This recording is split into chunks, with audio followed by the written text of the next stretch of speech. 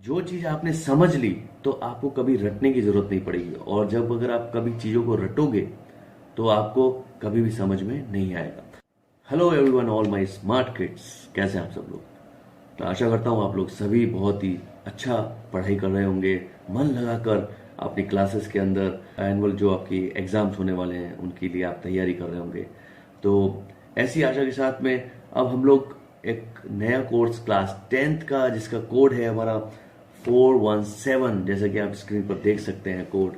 और ये नया एक आर्टिफिशियल इंटेलिजेंस जो यूज किया गया है, इस बार इंट्रोड्यूस किया गया है। तो ये जो बुक्स है इनके कुछ 4 चैप्टर्स है जिनको हम क्विक रिवीजन करेंगे, और आपको अच्छे से एक सरल भाषा में समझ में आ जाएगा कि ये अलग अलग चैप्टर्स और इनके चैप्टर्स के अंदर क्या है मैटर, जिसको आप एक बार समझ गए तो उसके बाद में आप आसानी से अपने लाइंस में भी लिख सकते हैं। कुछ टेक्निकल लाइंस वर्ड्स को याद रखिए और बाकी आप अपने इंग्लिश की सेंटेंसेस बनाकर उसको आराम से आप लिख सकते हैं, है ना। तो बहुत ही इजी तरीके से मैं आपको समझाऊंगा, क्योंकि जो चीज आपने समझ ली तो आपको कभी रटने की जरूरत नहीं पड़ेगी, और जब अगर आप कभी चीजों को रटोगे तो आपको कभी भी समझ में नहीं आएगा। तो इसलिए हम लोग कोशिश करते हैं कि आपको समझा दिया जाए। अगर आप एक बार 10 मिनट का या 15 मिनट के वीडियो को समझ गए उस पूरे चैप्टर को, तो फिर उसके बाद में आपको कभी भी कोई क्वेश्चन आ जाए तो आप अपनी सेंटेंसेस बनाकर भी उसको आसानी से समझा सकते हो और उसमें आपको मार्क्स मिल सकते हैं। तो हम शुरू करते हैं। हमारा जो चैप्टर है 417, ठीक है, आर्टिफिशियल इंटेलिजेंस का first chapter, introduction of AI, वो हम जानेंगे और उसको हम पूरा समझेंगे। तो लेट्स गेट स्टार्टेड। तो आप जैसा कि स्क्रीन पे देख सकते हैं ये कोड वो 417 आर्टिफिशियल इंटेलिजेंस, और उसके बाद में हम शुरू करते हैं। तो ये आपकी क्लास की टेक्स्ट बुक्स है ये, और उसके बाद में हम यहाँ पर जाते हैं इंट्रोडक्शन टू एआई यूनिट 1, ठीक है। अब इसके अंदर आपके foundational concept of AI domains क्या होते हैं, टेक्नोलॉजीज क्या होती है, एआई की एप्लीकेशंस क्या होती है और एआई के एथिक्स क्या होते हैं, वो सब हम समझेंगे। अब हम चलते हैं इसके चैप्टर 1। तो ये सेशन 1 है, फाउंडेशनल कॉन्सेप्ट ऑफ एआई। इसमें हम जो ऑब्जेक्टिव है पहले वो समझ लेते हैं क्या है। व्हाट इज इंटेलिजेंस, इंटेलिजेंस होती क्या है, रोल ऑफ इंटेलिजेंस हमारी लाइफ के अंदर क्या जरूरी है, हमारी इंटेलिजेंस ऐसा क्या वर्ड है जिसको लोग बहुत यूज करते हैं, कितनी तरह की टाइप्स इंटेलिजेंस की होती है, ठीक है। डिसीजन मेकिंग यानी कोई भी चीज का फैसला करना, वो क्या होता है। Role of intelligence in decision making, अब इंटेलिजेंस को हम फैसला लेने वाली डिसीजन मेकिंग के साथ में कैसे जोड़ेंगे। एआई क्या है, ठीक है, और क्या चीज एआई नहीं है, और मशीन्स को हम कैसे इंटेलिजेंट बना सकते हैं, ठीक है। तो ये चीजों को हम समझेंगे। अब हम चलते हैं नीचे। तो इंटेलिजेंस क्या है सबसे पहले, व्हाट इज इंटेलिजेंस। अब जैसे कि आप देख सकते हो स्क्रीन पर, intelligence refers to the ability to acquire and apply knowledge and skills in the various domains. In other word, intelligent is the।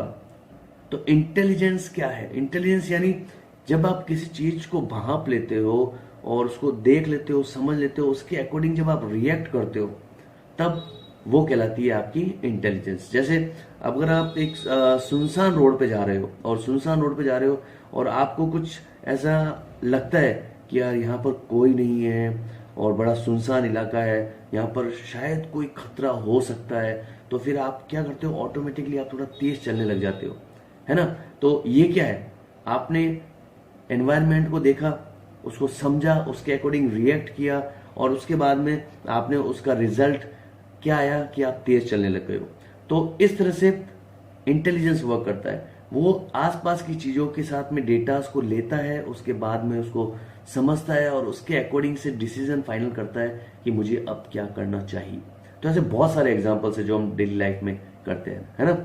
अब intelligence is refers to the ability to understand. ये देखो, अब ये देखेंगे तो आपको पता चल जाएगा कि ये है जो डेफिनेशन है। Intelligence refers to the ability to understand, समझना, पहचानना, डिस्टिंग्विश, क्वेश्चंस करना, अपने दिमाग के अंदर क्वेश्चंस को पैदा करना, सवालों को, फीलिंग्स, सिचुएशंस, ठीक है, और applying knowledge and skills in various domains. तो अलग अलग तरीके से उनको यूज करना, ठीक है। तो ये आप ध्यान रखिएगा और इन वर्ड को आप पढ़ लीजिए जो कि आप आसानी से उनको समझ लेंगे और उसके बाद में आप आसानी से चीज़ों को लिख पाएंगे, है ना।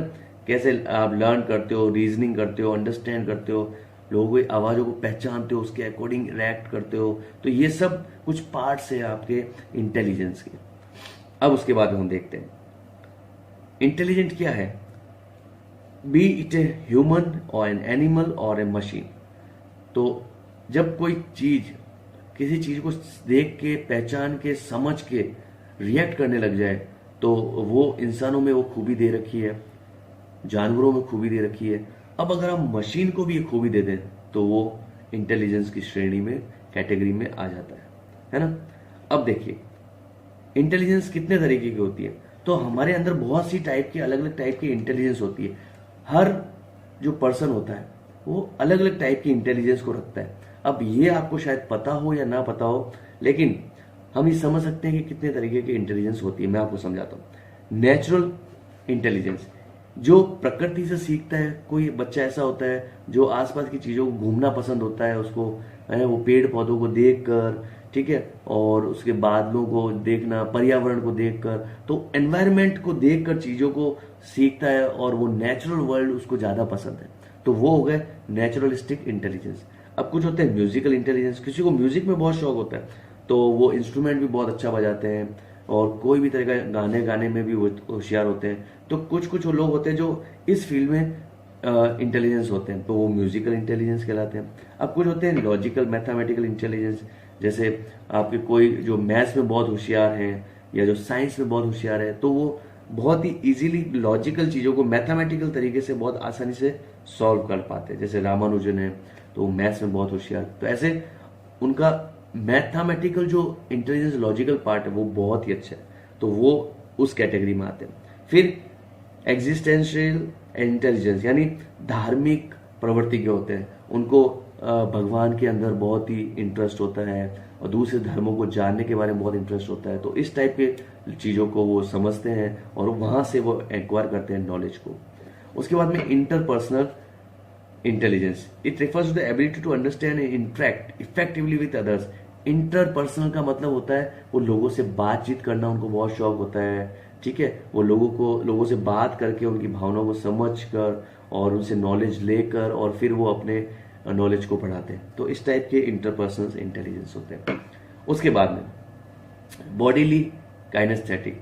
अब कुछ लोग होते हैं जो बहुत एथलीट होते हैं, ठीक है, डांसर्स होते हैं, उसके बाद में जो सर्जन्स होते हैं, क्राफ्ट पीपल होते हैं, तो वो उनका हाथ चलते रहते हैं, तो कुछ ना कुछ वो करने वाले बंदे होते हैं। बहुत अच्छे रनर्स होंगे, स्पोर्ट्स में बहुत अच्छा होंगे, तो यानी उनकी बॉडी जो होती है वो बहुत ही एनर्जेटिक होती है और वो अपनी बॉडी से ही सब कुछ एक्वायर करना चाहते हैं और चीज़ों को समझना और रिएक्ट और डिसीजन लेना चाहते हैं। एक होते हैं लिंग्विस्टिक इंटेलिजेंस। कुछ लोग बुक्स पढ़ना बहुत पसंद करते हैं, तो वो बुक्स को पढ़ते हैं ज़्यादा से ज़्यादा और आर्टिकल्स को पढ़ना, न्यूज़पेपर पढ़ना, वैसी चीज़ों से पढ़कर वो अपने आप को एनहेंस करते हैं नॉलेज को, है ना। तो आप समझ गए होंगे कितने तरीके के इंटेलिजेंस होते हैं। अब उसके बाद में इंट्रापर्सनल। इंट्रापर्सनल क्या होता है? अपने आप में रहने वाला। वो अपने आप को एनालाइज करता है और समझता है और फिर लोगों को देखता रहता है, ये सब चीज़ें आसपास की चीज़ों में क्या हो रहा है उनसे समझ के, पर वो अपने आप में रहता है, ठीक है। तो कुछ इस टाइप के लोग भी होते हैं, जैसे फिलोसफर हो गए, साइकोलॉजिस्ट हो गए, है ना। अब कहते हैं स्पाशियल विजुअल वर्ल्ड परसीविंग। तो कुछ लोग होते हैं जो आर्टिस्टिक टाइप के होते हैं, जो एडिटिंग में बहुत अच्छे होते हैं, वीडियो एडिटिंग, फोटो एडिटिंग। क्यों? क्योंकि वो विजुअलाइज करते हैं हर चीज़ को और अपने दिमाग के अंदर विजुअलाइज कर उन चीज़ों को रिएक्ट करते हैं और बनाते हैं। तो इस तरह से आप बहुत अच्छे से बना सकते हैं।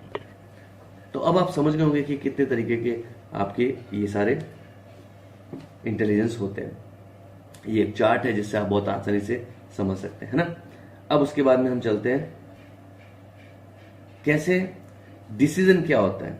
तो देखियो, what is to be decided, आपने क्या डिसाइड किया। पहले तो आपको प्रॉब्लम समझनी पड़ेगी कि प्रॉब्लम है क्या, फिर उस प्रॉब्लम के सॉल्यूशंस क्या हो सकते हैं। अब हमें सॉल्यूशंस क्या निकालना है वो हमें, फिर हमें बहुत सारे सॉल्यूशंस के बीच में 3-4 रास्ते अगर हमको पता है तो हम समझेंगे कि कौन से रास्ते से जाया जाए कि ये हमारे लिए बेनिफिशियल होगा। उसके बाद में हमें सेलेक्ट करना है कि उसको कैसे इम्प्लीमेंट किया जाए और उसके बाद में लास्ट में हम हमारे डिसीजन को फैसला लेते हैं कि हमारा डिसीजन सही था कि गलत था। तो इस तरह से हम किसी चीज का डिसीजन मेकिंग करते हैं, है ना। अब देखिए एआई क्या है।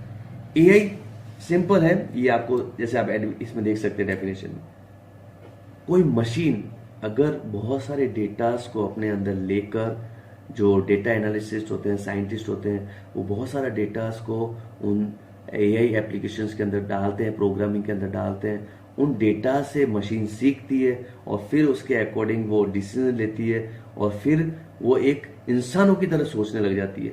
तो उनको सीखेगी कहाँ से? तो वो डेटा से सीखेगी। तो बहुत सारा डेटास कंप्यूटर्स के अंदर इंसर्ट किया जाता है, उन डेटा से उनके ऊपर प्रोग्रामिंग की जाती है और उसके बाद में वो कंप्यूटर्स और वो डिसीजन लेने में कैपेबल हो जाता है और फिर वो कोई डिसीजन लेकर आपको रिजल्ट्स देते हैं। तो इस तरह से एआई वर्क करता है, ठीक है। अब एआई लोगों को एआई में आजकल बहुत जगह काम आने लग गया, जैसे खेती बाड़ी में काम आते हैं। तो फार्मर्स को पता चल जाता है कि कौन से सीजन में बरसात होगी, कौन से सीजन में बरसात नहीं होगी, सूखा पड़ेगा। तो एआई प्रिडिक्ट कर देता है कि इस साल क्या रहने वाला कंडीशंस एटमॉस्फेयर का, ठीक है, क्लाइमेट्स का। तो इस तरह से हर जगह फील्ड में काम आता है, ठीक है। डिसीजन ले सकता है एआई। जैसे रोबोट्स, अगर कोई रोबोट है उसके अंदर एआई का पार्ट डाला और वो गिर गया तो वो उसको वापस से वो खड़ा हो जाएगा और अपने आप से बैलेंस बना लेगा। तो ये उसको समझ में आ गया कि जब मैं गिरूंगा तो मुझे वापस से कैसे खड़ा होना है। ऐसे बहुत सारे इसमें आप जब पढ़ेंगे तो आपको पता चल जाएगा, ठीक है। जैसे सीरी है, एलेक्सा है, गूगल है, तो जब आपकी वो आवाज पहचान लग जाता है, फिर उसके बाद में अगर आप बोलेंगे प्ले द सॉन्ग, तो आपका फेवरेट सॉन्ग वो जो आप बोलेंगे वो स्टार्ट कर देगा। तो बहुत ही मजेदार है और इसको आप साथ लेके कोई चल रहा है तो वो बहुत बेनिफिशियल है ना। तो जब तक इंसान उसके साथ जुड़ा हुआ है और इंसान जो उनको डेटास को देखकर उसको सिखाएगा तो वो एक अच्छा रिजल्ट देंगे और वो ह्यूमैनिटी के फेवर में वर्क करेगा। बस हमको उसको नेगेटिव साइड में नहीं जाना है, पॉजिटिव साइड में ही चलना है ना। अब उसके बाद में एआई अभी भी ऐसा नहीं हुआ कि वो न्यूज़पेपर पढ़ ले, आर्टिकल्स को पढ़ ले। तो अभी इस पे काम चल रहा है, ठीक है। और वो नेचुरल जो लोकल लैंग्वेज है और वो एकदम से दूसरी भाषा में जो अपनी रीजनल लैंग्वेज है एकदम से उसको याद कर ले और उसमें बोलने लग जाए, ऐसा भी अभी पॉसिबल नहीं है। लेकिन the scientist are working on it के हम कैसे वो इजीली लैंग्वेज मशीन पहचान ले, है ना। अभी भी वो सही तरीके से खेल ले, क्योंकि वो इंसानों की तरह नहीं सोच सकता, क्योंकि इंसान भी बहुत ही अच्छी तरीके से जिसे चीजों को समझते हैं और फिर करते हैं। तो इस तरह से अब हाउ मशीन्स बिकम इंटेलिजेंट, इसमें बहुत सारे सॉफ्टवेयर से अलग अलग तरीके, जैसे आपका मशीन लर्निंग हो गया, ठीक है। इसमें डेटास को डाला जाता है, कोडिंग की जाती है और फिर मशीन से प्रिडिक्शंस निकाले जाते हैं। डीप लर्निंग मशीन लर्निंग का ही एक अलग सब सेक्शन है, ठीक है, जिसके अंदर चीजों को प्रिडिक्ट करने का, आउटकम रिजल्ट्स निकालने का काम किया जाता है। ये सारा कोडिंग से होता है, पाइथन आपको लैंग्वेज सीखना पड़ेगा इस तरह से।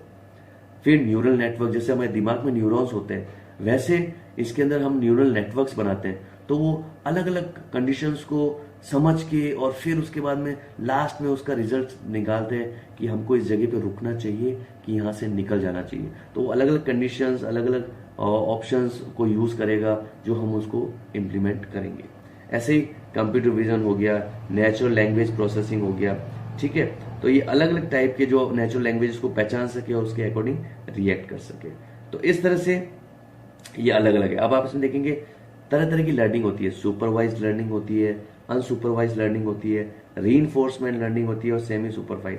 तो सुपरवाइज का मतलब हो गया कि हमें कुछ कैटेगरीज किसी चीज के बारे में ही हमें सिर्फ प्रिडिक्शन करना है, तो हम उस चीज के बारे में ही प्रिडिक्शंस कर सकते हैं, है ना।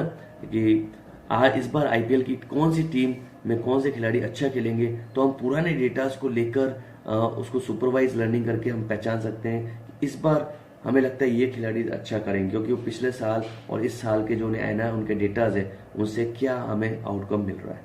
ऐसे अनसुपरवाइज जिसमें हमें पता नहीं है कि कौन सी कैटेगरी है, तो हम उसमें जैसे बहुत सारे फल पड़े, अब उसमें से कौन सा फल पिक करें। अगर हमें एप्पल सेलेक्ट करूँ तो एप्पल ही सारी उठाए मशीन, और ऑरेंज करूँ तो ऑरेंज ही उठाए, तो ये अनसुपरवाइज है। वहां पर कोई भी चीज कैटेगरी में नहीं, सब कुछ बिखरी हुई है, लेकिन उसमें से वो निकालेगा।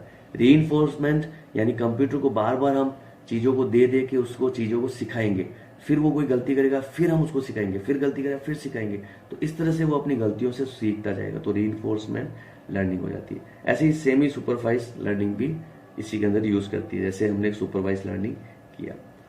ठीक है, तो ये था।